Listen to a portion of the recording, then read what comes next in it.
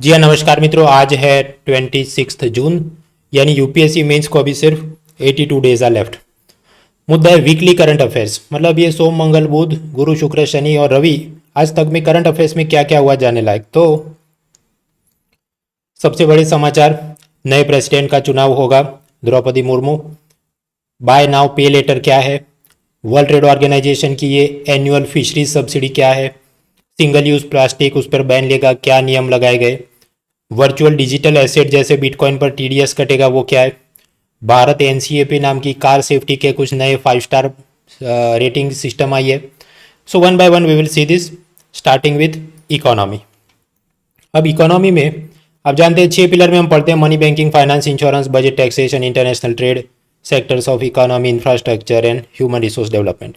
तो weekly current ये सोम से रवि तक में क्या था, कुछ बड़े मुद्दे में बाय नाउ पे लेटर कंपनियों पर आरबीआई कुछ सख्ती करेगा, फिर सरकार कुछ कह रही है कॉस्ट कटिंग करेंगे, फर्टिलाइजर सब्सिडी वगैरह का बोझ बढ़ रहा है, बिटकॉइन पे टीडीएस लगे, international trade balance of payment में ये world trade organization fishery subsidy का क्या मुद्दा है, फिर ये जीडीपी उसको इंप्रूव करने के लिए नीति आयोग उसका नया सीईओ बनाइए, कौन क्या काम करता है, और बहुत सारे अलग अलग छोटे छोटे मुद्दे। Starting with this by now पे लेटर क्या है।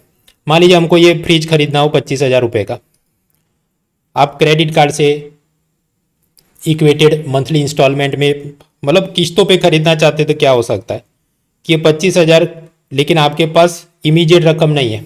So what you will do कि मैं 9 मंथ्स तक थोड़े थोड़े इंस्टॉलमेंट में पैसा भरता हूँ। तो ये जो भी एसबीआई, एचडीएफसी वगैरह जिन्होंने आपको क्रेडिट कार्ड दिया है, दे विल अलाउ इट कि ठीक है 9 महीने तक हफ्ते भरना, लेकिन क्योंकि आप एक बार में पेमेंट नहीं किया तो असल में हमने आपको लोन पे पैसा दिया है, उस पर सपोज वो मांग ले 15% ब्याज चढ़ेगा तो इतना सारा चढ़े, and ultimately you have to pay some, total गिनो किस्तों के हिसाब से तो 26,000 रुपी। तो ये हुआ क्रेडिट कार्ड या लोन और इंटरेस्ट के साथ जो आपको मिलता है। तो ये बाय नाउ पे लेटर उससे अलग कैसे, वो ऐसा कि जैसे अमेजोन पे लेटर सिस्टम, वो ऐसा कहेगा आपको कि डोंट वरी, हम आप पर कोई भी इंटरेस्ट चार्ज नहीं करेंगे, आप 9 मंथ तक धीरे धीरे इंस्टॉलमेंट में पैसा दो, 25,000 का फ्रिज आपका अभी हो गया। तो यहाँ पर देखिए जो हर एक इंस्टॉलमेंट की रकम है कितनी है, 2788। इससे पहले वाले में क्या था, 2900। तो यहाँ पर क्या हो रहा है, ये बाय नाउ पे लेटर वाले आपको विदाउट इंटरेस्ट बिना ब्याज के चीज़ों को दे रहे हैं। प्रश्न तो इसका इसमें फ़ायदा क्या है या कैसे कमाएगा ये पैसा। वैसे कि अमेजोन पे ये मान लीजिए एलजी सैमसंग का फ्रिज है, उस कंपनी को वो अपने पॉकेट में से सपोज 24,000 रुपये दे देगा और फिर आपसे 25,000 वो धीरे धीरे इंस्टॉलमेंट में ले रहा है। प्रश्न, ये एलजी सैमसंग अमेजोन पे को सस्ते में अपना क्यों दे देंगे, 24,000 रुपये में क्यों एक्सेप्ट करेंगे। भाई उसका स्टॉक पड़ा होगा, कोई खरीद नहीं रहा है उसको, सपोज एलजी सैमसंग का कॉस्ट प्राइस ये फ्रिज बनाने का 20,000 होगा तो वो तो प्रॉफिट में ही है। तो ये सब चलते रहता है ऐसा। अब इस पर आरबीआई कह रही है कि ज़रा स्ट्रिक्ट रूल्स बनाने की ज़रूरत है, क्योंकि ये अगर ज़्यादा कुछ किसी कस्टमर की फाइनेंशियल बैलेंस को चेक किए बिना दे दनादन हवा में ऐसा सब लोन देते रहें, इंस्टॉलमेंट पे सामान देते रहे, it can destabilise the economy. तो ये चर्चा में रहता है। दूसरा मामला, बिटकॉइन पे टैक्स लगे, ये तो हम पहले भी कई बार पढ़ चुके हैं कि जैसे मान लीजिए मैंने कोई बिटकॉइन, इथेरम, नॉन फंजिबल टोकन कुछ खरीदा 2,500 रुपये में, तो ये हुआ मेरा कॉस्ट प्राइस, लागत मूल्य, और मैं इसे 100 रुपये के प्रॉफिट में सेल करूं और सामने वाली पार्टी से मैं सेलिंग प्राइस के रूप में 2,600 रुपये ले रहा हूं, तो ये जो मुझे प्रॉफिट हुआ कितना, 100 रुपये। इस पर सरकार ने लेटेस्ट बजट में कहा था कि 30% capital gains tax on this profit, कितना, 100 रुपये का उस पर लगेगा, मतलब 100 का 30 रुपया मुझे सरकार में जमा करना होगा। तो ये तो चल ही रहा था। इसमें नया क्या है, नया ये आया कि हम ये जो ट्रांजैक्शन कर रहे हैं तो सरकार को कैसे पता चलेगा कि मुझे कितना प्रॉफिट हुआ या मैंने किस प्राइस पे इसको सेल किया है। Government would like to trace this things. उसका एक तरीका होता है टीडीएस। टीडीएस वो क्या कहता है कि सपोज ये 2,500 रुपये का माल जो मैं 100 रुपये के साथ ये बिटकॉइन 2,600 रुपये में किसी को सेल कर रहा हूं, तो उस पर शर्त ये बनेगी कि उसने मुझे 2,600 रुपये का सिर्फ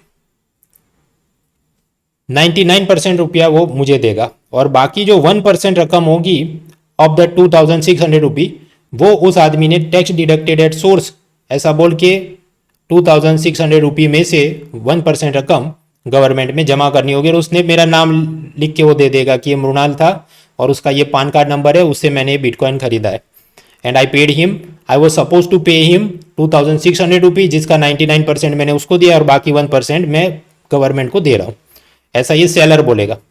और अल्टीमेटली क्योंकि अब गवर्नमेंट को पता चल गया ये तो मृणाल का पूरा ट्रांजेक्शन था, तो अब मुझे जबरदस्ती इनकम टैक्स के वो सब फॉर्म भरने पड़ेंगे और मुझे दिखाना होगा क्या प्रॉफिट हुआ और कैपिटल गेन्स टैक्स भरना होगा। नहीं भरूंगा तो क्या, ये पान कार्ड की डिटेल उधर आ गई है, ट्रांजेक्शन वैल्यू उनको पता है, तो मेरे घर रेड हो सकती है। तो ये सब 1 जुलाई से सपोज एनुअली आप 10,000 से ज़्यादा का ट्रांजेक्शन कर रहे हैं तो TDS लगेगा, ऐसे कुछ नियम बने गए।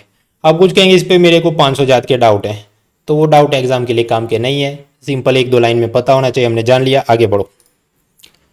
अच्छा, तो हम लोग देख रहे थे ये सब क्या, बाय नाउ पे लेटर देख लिया, बिटकॉइन TDS की बात देखी।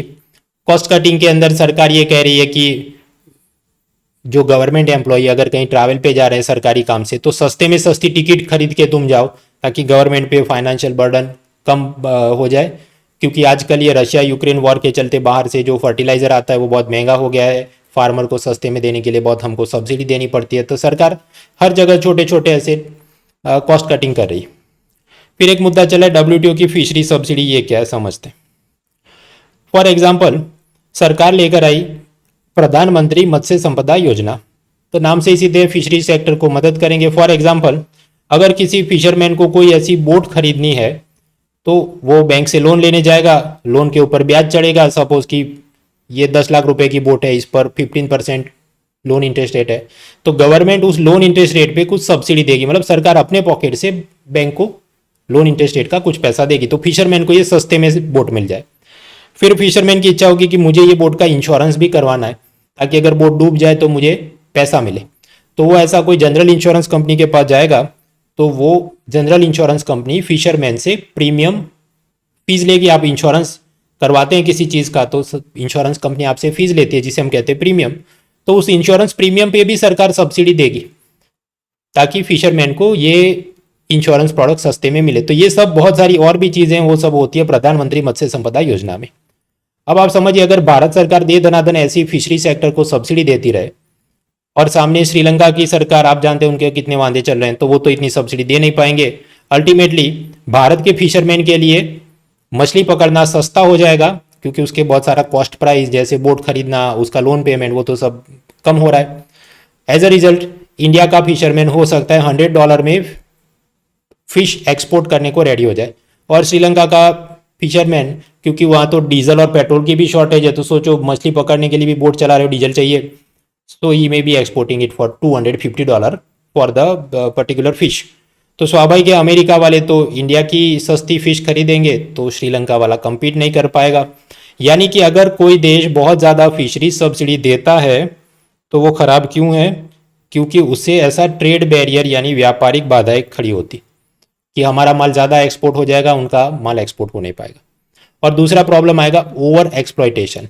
भारत सरकार दे दनादन सब ये फिशरमैन को सब्सिडी देती रहे, तो वो तो समंदर में दूर दूर तक जाकर मछली पकड़ लेंगे, तो समंदर में कोई मछली बचेगी नहीं। तो सस्टेनेबल डेवलपमेंट गोल्स, उसमें हमने ये conservation of the ocean resources करना है, वो सब हम कर नहीं पाएंगे।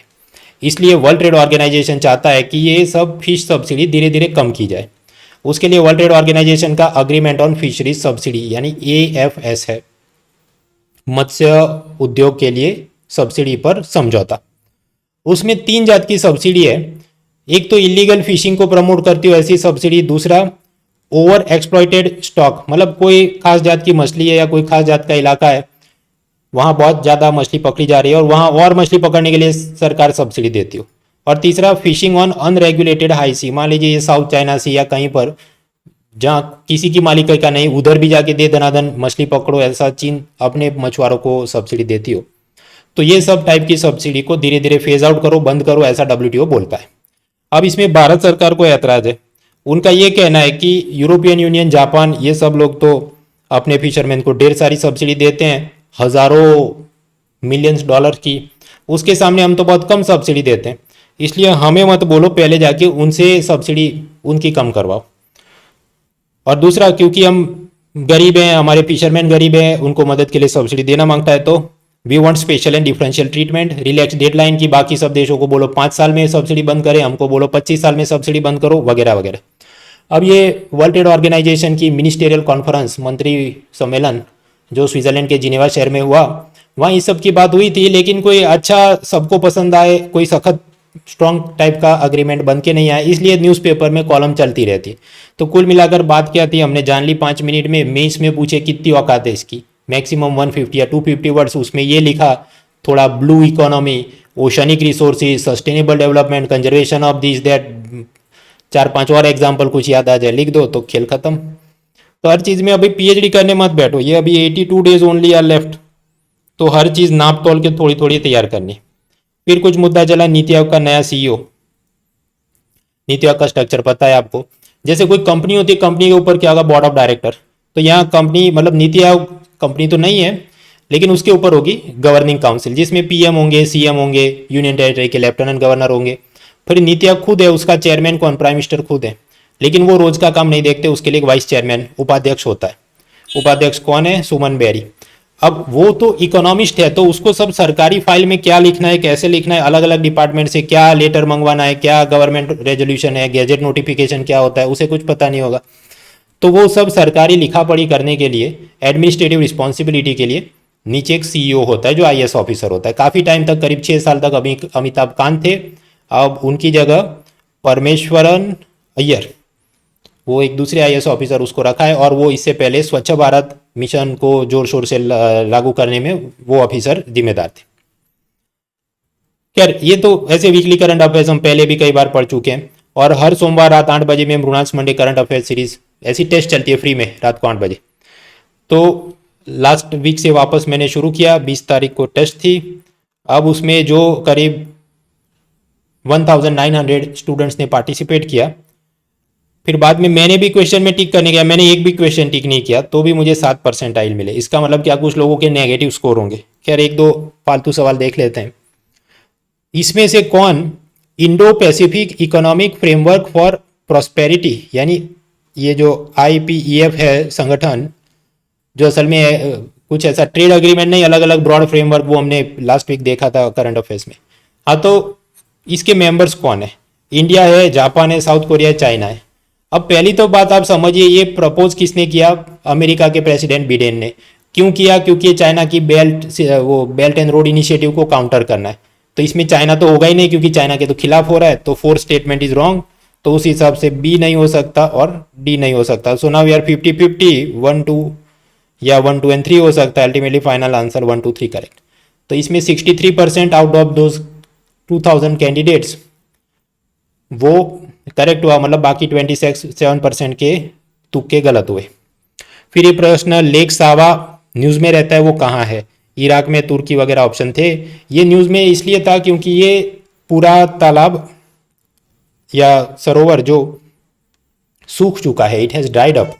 अब यहाँ पर 53% लोगों के जवाब सही हुए, तो बाकी 47% लोगों के तुक्के गलत हो गए। ऐसे ही न्यूज़ में, इवन नेगेटिव न्यूज़ में कोई चीज़ रहती है, वो कोई प्लेस रहती है, उसके बारे में भी लेटेस्ट प्रीलिम में पूछा है, तो भाई ध्यान रखो। यार, ये जो टेस्ट हुई 20 क्वेश्चन टाइम्स 2 यानी 40 मार्क का पेपर था।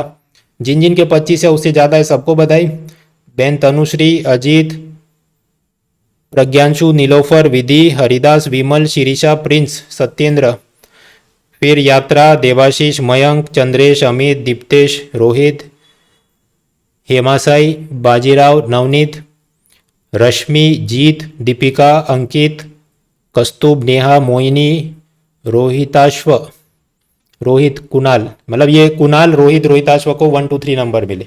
बाकी सबको भी बधाई। अब आगे का कार्यक्रम क्या होगा, वापस से इस सोमवार वापस रात 8 बजे वो टेस्ट होगी। लिंक दिया है, सब आप पार्टिसिपेट करें, फ्री में ही है। वेडनेसडे 29, ये कैलेंडर तो खैर जुलाई का दिखा रहा है। अभी ये जो आज वेडनेसडे आएगा, उसमें जिन जिन लोगों ने यूपीएससी प्रीलिम्स क्लियर किया है उनके लिए मेंस क्वालिटी इंप्रूवमेंट प्रोग्राम या मेंटरशिप प्रोग्राम, उसका ये फॉर्म है, उसको आप करें तो आपको अनअकैडमी की तरफ से 1 मंथ का सब्सक्रिप्शन, उसमें सब उसके खास classes, mains answer writing, evaluation के साथ वो सब चीज़ें होने वाली है, पार्टिसिपेट। फिर वेडनेसडे को ही रात 9 बजे 2023 की प्रीलिम्स और मेंस के लिए मेरे स्ट्रेटेजी का लेक्चर, और साथ ही साथ में एक एक्सेल फाइल वहाँ रिलीज़ करने वाला हूँ, मृणाल सक्सेस मास्टर एक्सेल। उसमें वो सब होगा, प्रीवियस ईयर का पेपर, वो एनालिसिस, वो मैं फिल्टर कर करके आपको दिखाता हूँ पहले। और बहुत सारी और भी उसमें नए फीचर मैंने डाले हैं, you can benefit from it. वो सब आपको मिल जाएगा unacademy.com/ मेरा जो प्रोफाइल पेज है mrunal.org पे। और 30 तारीख गुरुवार से economy for prelims and mains 2023 उसके फुल लेंथ कोर्सेज मेरा शुरू हो रहा है। कंटिन्यूसली रात 9 बजे सब क्लासेस होती हैं, गुरु शुक्र शनि रवि वगैरह। सो पार्टिसिपेट इन इट, और उसमें भी डिस्काउंट कोड है mrunal.org। खैर, तो ये एक बात हुई। अभी इसके अलावा और क्या क्या, ये तो इकोनॉमी के हमने कुछ डेवलपमेंट्स देखे। ये सारे नोट्स आपको मिल जाएंगे मेरी टेलीग्राम चैनल mrunal.org पे। तो मैं ये सब पढ़ नहीं रहा, मैंने आपको पढ़ा दिया ये बाय नाउ पे लेटर क्या था, फिर ये टैक्स लगे, TDS लगेगा, बिटकॉइन पे पढ़ा दिया। फाइनेंस मिनिस्ट्री ने कहा सब फिजूल खर्ची बंद करो, सस्ते टिकट पे जाओ, वो सब बातें चल रही है। वर्ल्ड ट्रेड ऑर्गेनाइजेशन का अग्रीमेंट ऑन फिशरीज सब्सिडी, वो हमने देख लिया। फिर G7 समिट जो जर्मनी में होने वाली है, और प्राइम मिनिस्टर मोदी वहाँ जाने वाले।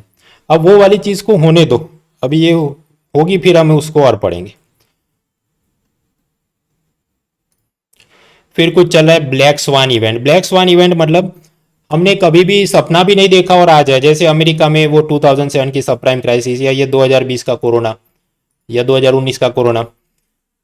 इतने साल हो गए कि अब मुझे आई थिंक 2020 था, 2019 तो नहीं था। तो ये सब जो चीज़ें होती हैं अनप्रेसिडेंटेड इवेंट, जिससे इकोनॉमी को बहुत तकलीफ हो जाए, उसे हम कहते हैं ब्लैक स्वान इवेंट।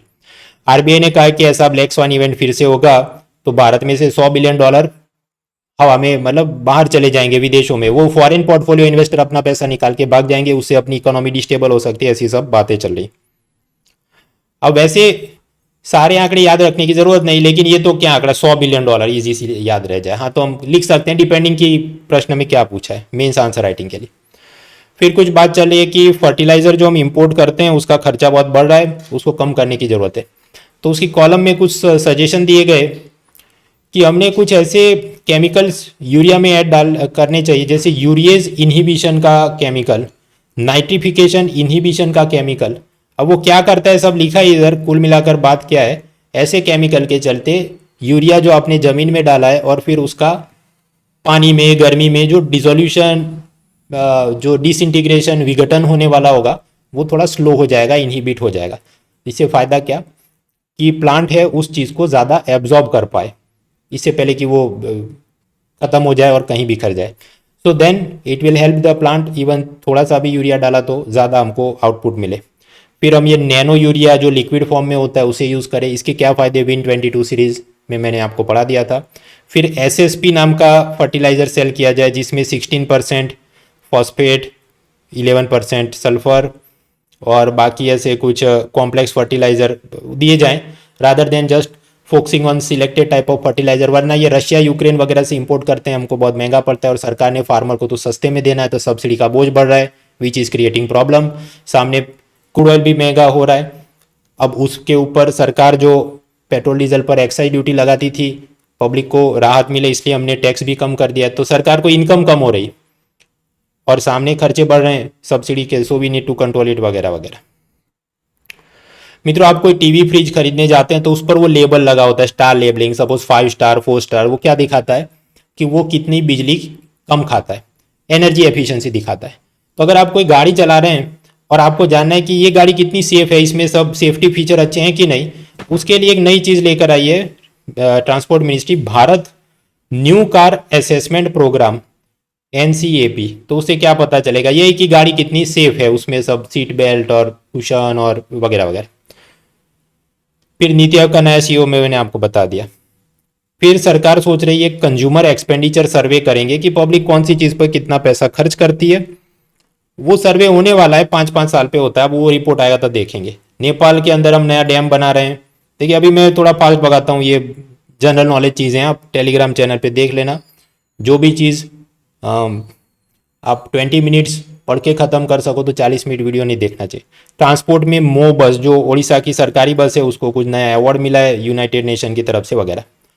फिर पॉलिटी में समाचार तो महाराष्ट्र सरकार गिरने वाली है, नहीं गिरने वाली है, शिवसेना वगैरह वो चल रहा है, अपने लिए काम का नहीं, फाइनल रिजल्ट आने दो। राहुल गांधी को पूछताछ चल रही है, वो भी काम का नहीं। Representation of people act. अब उसमें ऐसा है कि शिवसेना के अगर दो गुट बन जाए, दो अलग अलग वो उनके मिनिस्टर जो आपस में लड़ रहे हैं, तो फिर शिवसेना का जो चुनाव चिन्ह है वो किसका होगा, उसकी सब झगड़ा चल रहा है, लेकिन वो भी जजमेंट आने दो। कंपेयरिंग कॉन्स्टिट्यूशन में बहुत सारी चीज़ चली। अब जैसे अमेरिका में उनकी सुप्रीम कोर्ट ने ये कहा कि देर इज नो, मतलब पहले ऐसा था, 50 साल पहले कोई जजमेंट आया था कि अमेरिका में महिलाओं को राइट टू एबॉर्शन, गर्भपात का अधिकार कुछ था। अब सुप्रीम कोर्ट ने वो हटा दिया, तो अब मामला क्या होगा कि उसकी कुछ स्टेट गवर्नमेंट्स जो ज़्यादा कंजर्वेटिव हैं, रूढ़िवादी हैं कि नहीं ये क्रिश्चियनिटी के मुताबिक ये नहीं होना चाहिए, तो हो सकता है कि वो वापस से एबॉर्शन को इलीगल करा दें। Then it will create problem for the right of women. अब डिज्नी जैसी कुछ कंपनियों ने ये कहा है कि हमारे जो महिला कर्मचारी है उसको एबॉर्शन करवाना हो, लेकिन मान लीजिए वो कोई ओक्लाहोमा या टेक्सास या किसी स्टेट में जहाँ एबॉर्शन इलीगल है, तो उसको किसी और स्टेट में जाना पड़े, मैक्सिको या कनाडा जाना पड़े, तो उसके सारे खर्चे हम उठाएंगे। फिर पॉलिटी में rights of children, web series में जो बच्चे काम करते हैं तो उनको क्या पढ़ाई लिखाई होनी चाहिए, वहाँ छोटा बच्चा है तो कोई नर्स होनी चाहिए। कुछ बार ऐसा हो कि वो जो बच्चा है उसके चाचा चाची या सौतेला माँ बाप उसका सारा पैसा खा जाएं, तो उसमें कुछ नियम होना चाहिए कि 20% उसकी इनकम एक बैंक में फिक्स डिपॉजिट उसके नाम पे लॉक हो जाए। ऐसे सब नियम बनाए हैं ये national commission for children protection, national commission for the protection of child rights.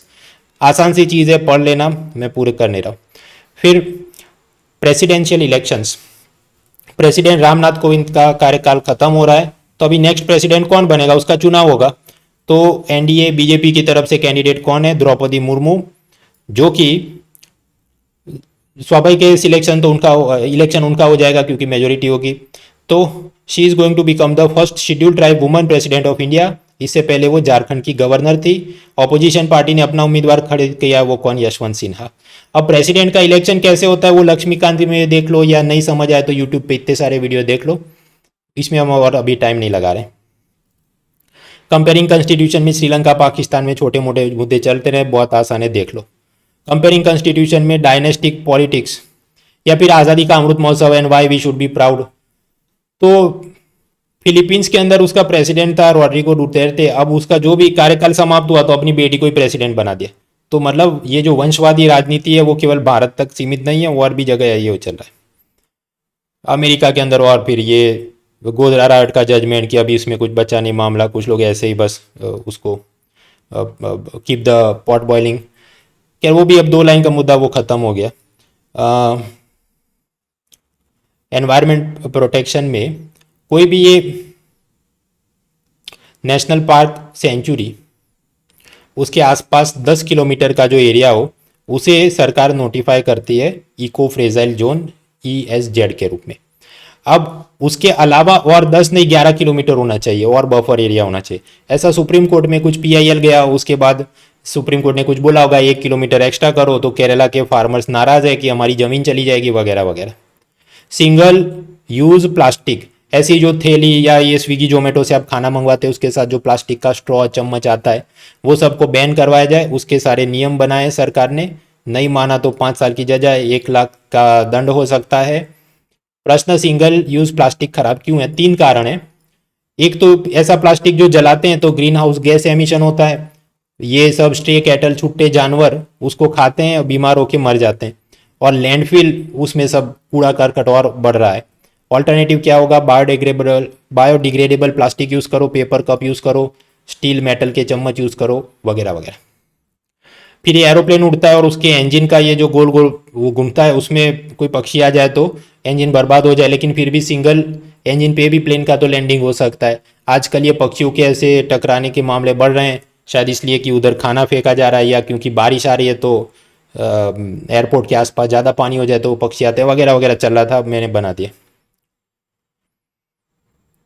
Environment pollution में सूर्य नूतन में तो सोलर कुकर, आप जानते हैं सोलर कुकर इस्तेमाल कर तो छत पे रखना पड़े, दिन में ही इस्तेमाल कर सको, लेकिन ये इंडियन ऑयल कॉरपोरेशन ने कुछ ऐसा बनाया कि आप ये वाला मशीन आपके घर के अंदर रहेगा और जो भी रिचार्जेबल बैटरी से चार्ज होता होगा या ऊपर से नीचे गर्मी आती होगी उससे वो, so you keep this thing inside your kitchen only, you don't have to keep it on your rooftop, छत पे नहीं रखना इसको। तो ऐसा ये पहले जात का solar cooker, indoor solar cooker या स्टव उन्होंने बनाया सूर्य नूतन, तो इससे क्या फ़ायदा होगा, एलपीजी कम इस्तेमाल करना पड़े, एनर्जी वगैरह कंजर्वेशन। डिज़ास्टर तो लाइटनिंग मतलब बिजली गिरना वो एक नेचुरल डिज़ास्टर नहीं है भारत में, वगैरह वगैरह। फिर ये कुछ ऐसा रोबोट है, क्या नाम है इसका, कॉस्मो। जिन बच्चों को ऑटिज्म की समस्या है, मतलब पढ़ाई लिखाई में वो मानसिक रूप से उनको थोड़ी दिक्कतें आती हैं, उनको सिखाने के लिए इसका यूज़ हो सकता है। अब ये वाली चीज़ किधर काम की है, UPSC mains paper 3 robotics science technology, तो बहुत सारे रोबोट के एप्लीकेशन अब अपने पास। एक और चीज़ है कि ऑटिज्म वाले बच्चे, अब हो सकता है उसको थोड़ा कम समझ, ऐसे जैसे आप याद करें वो तारे ज़मीं मूवी जो थी दरशील सफारी और आमिर खान वाली, तो कुछ बार ये होता है पेशेंस टीचर की चली जाती है, टीचर अपनी धीरज खो देगी, इसको मैं 10 बार पढ़ा रहा हूँ ये समझ क्यों नहीं रहा है। लेकिन रोबोट ऐसा नहीं करेगा, रोबोट तो उसको 10 बार भी 50 बार भी समझाएगा जब तक समझ नहीं आए। So like that it can help, वगैरह वगैरह। हार्ट अटैक बढ़ रहे हैं क्योंकि कोरोना जिसको हुआ हो उसकी वो जो भी हार्ट के टिश्यू को वो डैमेज करता है, ऐसे कुछ समाचार। फिर क्या चल रहा है, ये जो सिगरेट में निकोटीन होता है उसको कंपनी खुद केमिकल प्रोसेस द्वारा कम कर दे, ऐसा अमेरिका की सरकार सब बोल रही है। सिकल सेल एनीमिया वो क्या होता है, देखिए ये जो रेड आरबीसी होते हैं वो गोलाकार होंगे तो अपने जो भी नलियाँ हैं उसमें आराम से चले जाएं, लेकिन जिसको ये बीमारी हो तो उसके ये जो आरबीसी हैं वो ऐसे सिकल टाइप शेप बन जाएगा। वो खेती बाड़ी करने के लिए जो औजार इस्तेमाल होता है सिकल ऐसा, तो वो नलियों में आराम से जा नहीं पाएगा, ब्लॉक हो जाएगा, मर जाएगा वो, XYZ। इससे जो प्रॉब्लम आती है, अब ये जीनेटिक डिसऑर्डर है, आनुवंशिक रूप से, मतलब अगर मदर या फादर में ऐसा कोई जीन हो तो बच्चे को भी ये हो सकता है। तो what is the solution, solution ये है कि स्क्रीनिंग, प्री नेटल डायग्नोस्टिक्स, मतलब जो प्रेग्नेंट वीमेन है उसका टेस्ट करवाया जाए कि उसका जो पेट में बच्चा है उसको ऐसा होने वाला है कि नहीं। अगर होने वाला है तो क्या होगा, डॉक्टर ये बोल देगा कि इसका एबॉर्शन कर दो, क्योंकि ये जो डिजीज़ है वो बहुत खतरनाक है, इसका मतलब कोई परमानेंट इलाज नहीं हो सकता वगैरह। अब ये चर्चा में इसलिए आया कि ये माना जाता है कि शेड्यूल ट्राइब पॉपुलेशन में ये ज़्यादा वल्नरेबल है इस रोग से। तो गुजरात और वहाँ गोधरा डिस्ट्रिक्ट में कुछ गवर्नमेंट इनिशिएटिव लिया गया है कि जहाँ पर प्रोएक्टिवली ऐसे सब महिलाओं का वो टेस्टिंग करें। अफगानिस्तान, पाकिस्तान, रशिया, ये सब इंटरनेशनल रिलेशन चला, कुछ खास काम का नहीं लगा। राजस्थान से पिंक सैंडस्टोन मंगवाए जाएंगे और उससे अयोध्या में राम मंदिर बनने वाला है। फिर बांग्लादेश का सबसे लंबा रेल रोड ब्रिज वो पद्मा नदी पर ये बन रहा है, जिससे बांग्लादेश की कैपिटल कुछ और इलाकों के साथ जुड़ने वाली। फिर ये पर्सनी न्यूज़ और GPSC Gujarat state service exam के लिए कुछ समाचार थे। तो ये था इस वीक का करंट अफेयर्स। अब और क्या बाकी का कार्यक्रम मैंने आपको बताया, सोमवार को क्विज है, वो वेनसडे से सब लेक्चर वगैरह का काम चल रहा है, थर्सडे से फुल लेंथ इकोनॉमी का कोर्स चल रहा है। इफ़ यू आर इंटरेस्टेड, सबके लिंक नीचे दिए हैं डिस्क्रिप्शन में, कूपन कोड यूज़ करें munal.org। So see you next time, best wishes.